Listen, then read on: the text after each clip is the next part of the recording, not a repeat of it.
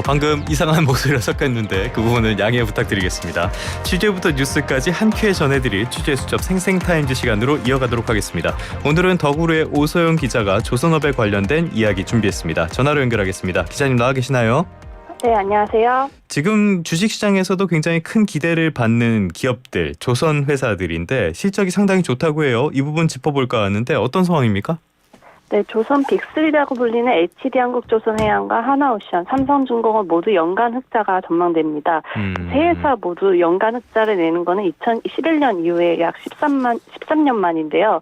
먼저 실적을 발표한 삼성중공업을 보면 3분기 영업이익이 1,199억 원을 기록했습니다. 그래서 작년 1분기에 흑자 전환 이후에 계속 흑자가 되고 있고, 좀 상대적으로 아쉽다 평가받는 하나오션도 3분기 영업이익이 256억 원을 기록했습니다. 예. 연간으로 보면은 2천억 원대 초반 기록하면서 2020년 이후에 4년 만에 연간 흑자에 성공할 거다라는 이야기가 나오고 있고요. 그리고 HD한국조선해양 같은 경우도 31일 실적 발표를 앞두고 있는데 증권가에서는 3천억 원대 중후반으로 예상을 하고 있습니다. 그래서 연간으로 보면 역시 1년 사이에 1조 이상 늘어가지고 1조 3,600억 원 수준으로 예상이 됩니다. 지금까지 조선업은 끝났다, 이제 다른 걸 찾아봐야 된다, 이런 평가까지 받았는데 이제는 완전히 상황이 반전된 것 같아요. 실적이 이렇게 좋게 나온 배경 어떤 겁니까? 네, 이번 실적 발표에서 이제 공통적으로 등장했던 키워드가 바로 LNG 선박입니다. LNG. 예. 네, LNG 운반선이 척당 3천억 원 이상이니까 굉장히 이제 고부가치 선박이라고 표현이 되고 있는데, 우리가 LNG선 이렇게 얘기를 하는데 이게 LNG를 운반하는 선박을 말하는 거죠? 네, LNG 운반선을 이야기하고요. 뒤에 얘기하겠지만 LNG 운반선뿐만이 아니라 다양한 특수 기능을 가진 LNG 선들이 있습니다. 그걸 포함해서 총칭해서 하는 표현이라고 보시면 될 것 같은데, 예. LNG 운반선, 이런 LNG 선박 같은 경우에는 한국이 이제 지난해 절반 이상 점유율을 차지할 정도로 굉장히 잘했고, 그래서 보면 이제 삼성중공업 같은 경우에는 올해 24척을 수주했다고 발표했는데 21척이 LNG 운반선입니다. 그리고 하나오션 같은 경우에도 16척을 따냈고요. 이런 고부가 LNG선 수요가 굉장히 늘고 있다 보니까 발주 가격도 계속 오르고 있는 상황입니다. 네. 그래서 조선 해운시장 분석업체인 클락스 리서치 조사 결과 보면 올해 새로 건조되는 배의 척당 평균 가격이 9천만 달러, 하나로 치면 거의 1,200원 수준, 200억 원 수준인데, 이게 그동안 10년간 연간 가격이랑 비교했을 때는 거의 2배에 가깝고요. 네, 그리고 이제 신규 건조하는 선박 가격을 평균화해서 지수한 수치의 신종성가 지수라고 불리는데, 이게 9월 말 기준 190입니다. 예. 조선은 화랑기라고 불렸던 2008년 9월이 191.6이었으니까 거의 비슷한 수준이라고 보시면 될 것 같습니다.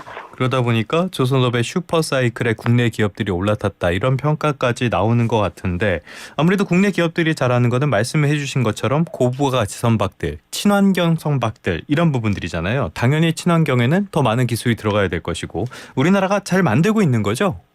네, LNG 선박 같은 경우는 아까 말씀드렸듯이 저희가 절반 이상 점유율을 차지한다고 말씀드렸는데, 그럴 수 있는 가장 큰 비결을 설명을 드리자면 이제 화물창을 빼놓을 수가 없습니다. 화물창. 네, 화물창이 극저온 상태 LNG를 보관하는 탱크인데요. 보통 이제 가스전에서 천연가스를 추출하게 되면 이게 기체 상태입니다. 그렇기 때문에 먼 거리로 운반이 어려워서 영하 162도 이하 수준으로 냉각을 해서 그쵸. 액체 상태로 만들게 됩니다. 네, 그래서 이제 액체 상태로 만들면 좋은 점이 기체 상태일 때보다는 부피가 600분의 1로 줄어서 그만큼 대용량을 수송할 수 있다는 장점이 있지만, 다만 이 영하 162도 이하 이 극저온 상태를 유지하는 게 쉽지 않습니다. 그래서 화물창이 중요한 기술이다라고 불리는데, 이 화물창은 크게 두 가지로 또 나뉩니다. 모스형이라고 불리는 그건 이제 둥근 모양의 탱크, 화물창이 밖으로 나와 있는 선박이고요. 네. 그리고 이제 멤브레인형이라고 불리는 건 박스 모양으로 이제 화물 탱크가 설계가 돼서 선체 내부에 탑재가 됩니다. 그래서 일본 선사들이 예전에 잘했던 게 모스형이라고 기업이었고, 예, 둥그런 거. 예. 네네. 그래서 1980년대까지 세계 LNG 시장에서 뭐 점유율 압도적인 1위가 일본 선사들이었습니다. 근데 이 모스형의 단점이 대형화가 어렵습니다. 그리고 이제 화물창이 아무래도 탱크가 외부에 노출돼 있기 때문에 바람 영향도 받을 수 있고 안정성 측면에서도 이 내부에 탑재된 멤브레인형보다 떨어진다 이런 평가가 나오면서 2000년대 후반부터는 모스형이 퇴출되기 시작했는데요. 우리나라는 모스형이랑 멤브레인형을 당시 병행해서 하고 있었기 때문에 자연스레 우리나라한테 기회가 넘어왔습니다. 예. 네, 그래서 이런 멤브레인형을 잘하다 보니까 저희가 수주가 조금씩 늘게 됐는데 또 잘하는 부분이 화물창이 가져야 할 특징 중에 몇 가지가 있다면 아까 말씀드린 것처럼 저온을 유지할 수 있어야 되고요. 그렇죠. 네, 기화되지 않아야 되고 이런 특징 때문에 방벽이랑 보온창이 이제 샌드위치처럼 이중으로 설치가 되게 되는데 이때 필요한 용접 기술을 국내 업체들이 굉장히 오랜 기간 개발해왔습니다. 예. 네.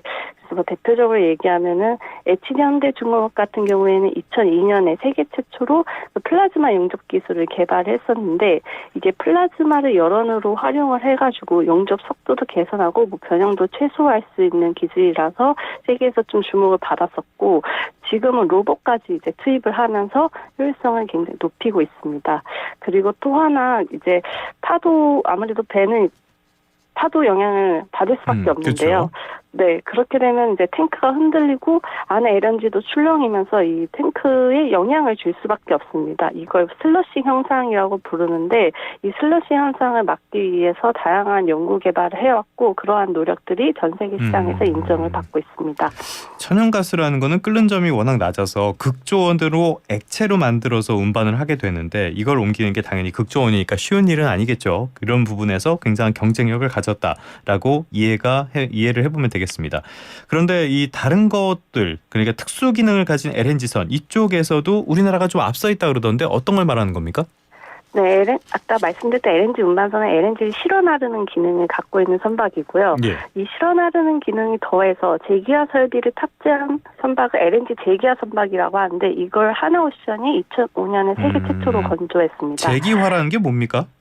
네, 액체 상태인 LNG를 운반을 하게 되면은 이걸 다시 기화, 그러니까 기체 상태로 만들어가지고 이제 육상에서 쓸 수가 있는데 액체 상태다 보니까 이거를 그냥 뭐 퍼나를 수가 없잖아요. 그래서 그래서 당연히 이제 LNG 운반선만 쓰면 그 외에 다양한 그런 인프라가 필요한데 이 인프라 필요 없이 바다에서 바로 기화를 해서 바로 나를 수 있다 해서 LNG 제기화 선박이라고 불리고요. 예. 네. 그리고 LNG FSRU 이것도 아마 좀 많이 들어보셨을 것 같아요. 이것도 LNG 저장, 제기화 이런 모든 기능을 갖춰서 바다 위에 LNG 기지라고 불리는 선박인데 이것도 HD 현대중공업이 2014년에 세계 최초로 건조했습니다. 그러니까 LNG랑 관련된 기술들 우리나라 조선업체들이 굉장히 앞선 기술을 갖고 있다라는 뜻이 되는데요. 이렇게 앞선 기술을 갖게 된 배경 역시 친환경 규제가 있지 않을까 싶습니다. 이 친환경 규제 어떤 것들이 있습니까? 네, 해양업계에서도 환경 규제를 굉장히 강화하고 있습니다. 네. 그래서 국제회사기구인 IMO에서 발표를 보면은 2050년 지금 탄소 중립을 달성하겠다고 발표를 했었고요. 그래서 목표치가 원래 2008년 대비 50% 감축에서 100% 감축으로 상향이 되면서 친환경 연료에 대한 니즈가 굉장히 커지고 있습니다. 그리고 이제 두 번째로는 러시아 우크라이나 전쟁 영향도 무시할 수가 없는데 이 우크라이나 전쟁 이후에 러시아가 유럽에 향하는 LNG 수출을 끊겠다라고 압박을 해왔고 당연히 유럽 입장에서는 러시아 가스 의존도를 낮춰야 하기 때문에 공급선을 다변화할 수밖에 없었습니다. 그래서 수입 물량을 늘리면서 LNG선 발주도 자연스럽게 늘게 됐는데요. 실제 전쟁 이후 2002년에 LNG 운반선 발주량이 전 세계적으로 무려 179척이었습니다. 과거 20년치 평균이 23척이었으니까 거의 5배 이상 증가했다고 볼 수 있습니다. 국내 조선업체들이 다시 힘을 내고 있고 잘 나가고 있다. 경쟁자는 없습니까? 네, 중국이 가장 큰 경쟁자입니다. 예. 네, 그래서 중국의 후동중화라는 업체가 2008년에 중국 업체 최초로 LNG선을 건조를 했고 2010년대부터 해외에 수주하면서 이제 점유율을 높이고 있습니다. 그래서 최근에 카타르 에너지가 LNG 운반선 8척 발주했는데 후동중화가 모두 싹쓸이했다 이런 이야기가 나오면서 국내에서 많이 관심을 받았었고요. 그동안 중국이 잘하는 거는 컨테이너선, 벌크선 같은 전박선 그렇죠. 예. 저가 선박이었는데 이젠 고부가 가치 선박도 잘한다라고 하면서 한국 업체들을 위협하는 상황입니다. 실제로 이쪽이 기술 경쟁력을 가지고 있는 겁니까? 네, 중국 업체들은 뭐 기술도 많이 개발하고 있지만 아무래도 가장 중요한 건 가격, 저가를 앞세워서 수출을 확대하고 있는데요. 근데 좀 더 안으로 들여다보면은 이제 업계에서 얘기하는 걸 국제적 관계도 무시할 수 없다라고 이야기를 하고 있습니다. 그 중국이 세계 최대 LNG 수입국입니다. 네, 지난해 수입량 보면은 7,100만 톤을 넘는데 저희 나라가 4,400만 톤 정도니까 저희의 거의 1.5배 된다고 볼 수 있습니다. 뭐 탄소 배출 규제도 강화하면서 2033년까지 2배 뛸 거라고 이야기가 나오고 있고 그렇기 때문에 선박을 발주하는 LNG 수출국 입장에서는 중국 눈치를 아예 안 볼 수가 없는 상황입니다. 그래서 LNG 선박 너네한테 줄 테니까 우리 좀 LNG 좀 사줘 이런 식으로 모종의 거래가 이루어지는 상황이고요. 그리고 아까 말씀드린 것처럼 가격 경쟁력 측면에서도 금융 지원을 빼놓을 수가 없는데 그 경제협력개발기구 즉 OECD 가입국이면은 선박 수출 시에 이제 정부가 조선소한테 보조금이라던가 아니면 잉자를 지원하는 데 있어서 제한을 두고 있습니다. 근데 중국은 이 규제에서 벗어나기 때문에 낮은 금리로 대규모 잉자를 받을 수가 있고요. 그렇기 때문에 중국 조선소들은 건조 비용을 절감하는데 상당히 용이한 상황입니다. 그럼 우리나라 기업들은 어떻게 대응하고 있습니까?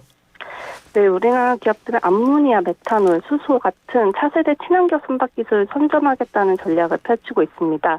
그래서 HD 한국조선해양 같은 경우에는 2025년 암모니아 추진선 상용하겠다는 목표를 밝혔고요. 그래서 2021년 업계 최초로 암모니아 연료 공급 시스템 개발에 성공을 했습니다. 그리고 쉘가 2030년 상용화 목표로 이제 대양 액화 수소 운반선도 개발하고 있고 삼성중공업은 지난 6월에 거제조선소에 암모니아 실증 성비를 준공했는데 여기서 뭐 연료 공급 시스템이나 제액화 시스템과 같은 관련 기술들을 연구하는 중입니다. 그리고 하나오션 같은 경우에도 8월에 암모니아 가스터빈을 활용한 무탄소 선박인 오션1을 공개했었습니다. 그래서 이 부분들을 좀 더 상용화하면서 친환경 선박에서 좀 더 앞서나겠다라는 전략을 펼치고 있습니다. 역시 중요한 거는 경쟁자를 압도할 수 있는 기술이 아닌가 싶습니다. 지금까지 더구로의 오서영 기자와 함께 조선업의 현황 살펴봤습니다. 오늘 말씀 고맙습니다. 네, 감사합니다.